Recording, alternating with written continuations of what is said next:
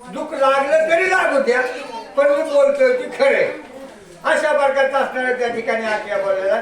पण तुम्ही काय करा, तुम्ही माझ्यावर कृपा करा, अशा प्रकारची विनंती केली. सोहित नायके दशानन अति काय असेले रुदन अश्रू पूर्ण झाले नयन दरोनी मौन राहिला.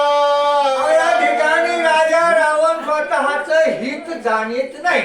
हे कुणाला कळालं? लेकरं बाळाला कळालं. आता मग बरेच महाराजांनी सांगितलं लेकरू सांगायला लागले तरी काठीन गोंगडे घ्यावा की, पण कसं घ्यावा सुटतच नाही हो. तिकडं जायची वेळ आली तरी आशा सुटत नाही. त्या ठिकाणी असणार लेकरू रडायला लागलेले, पण तो असणार या ठिकाणी आपली आशा सोडित नाहीये. हे असणार त्या ठिकाणी आखेळाला वाटलेले, किती बी बोललं किती बी सांगितलं तरी त्या ठिकाणी काही कळत नाही. पालच्या घडेवर पाणी आहे. दुःख पावेल निज माता ऐशिया बोलाची कथा येऊ नदीच वाग्मता ती मौनता राहिला. असं म्हणलं आता या ठिकाणी जास्त बोलावं तर असणार या ठिकाणी वडिलाला दुःख झालं, आता आईलाही दुःख होईल, सगळ्याला दुःख होईल.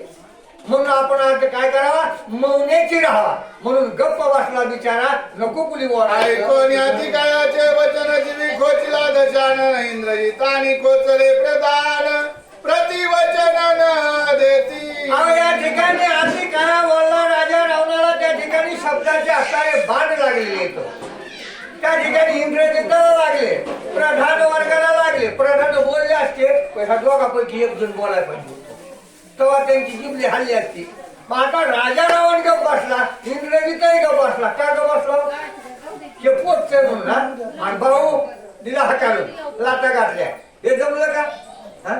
ह्यालाच म्हणायचं सत्य बोले मुखे. अशा प्रकारची अवस्था झालेली आहे. सगळेच गप बसले. एका जनार्दना शरण स्वतः भक्ता पडले मौन सुंदर कांड झाले संपूर्ण निज जनार्दन कृपाळू. आणि आपल्या असणाऱ्या ठिकाणी सुरक्षा मंडळीला असणाऱ्या शरणांगती पत्करून असणारं सांगतायत. सुरक्षाला वक्त्यालाही या ठिकाणी मौनच पडलं.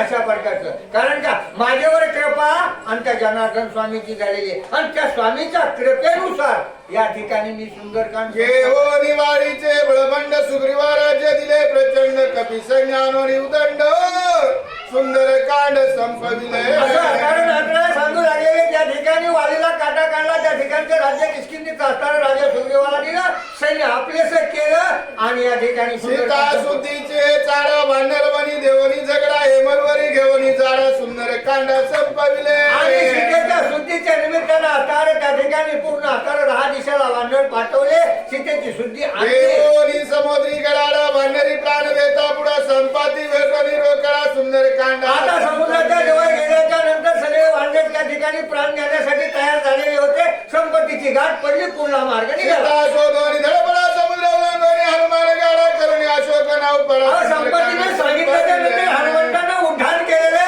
400 वर्षाचा समुद्र उल्लंघन केला. सुंदरकांड संपलं.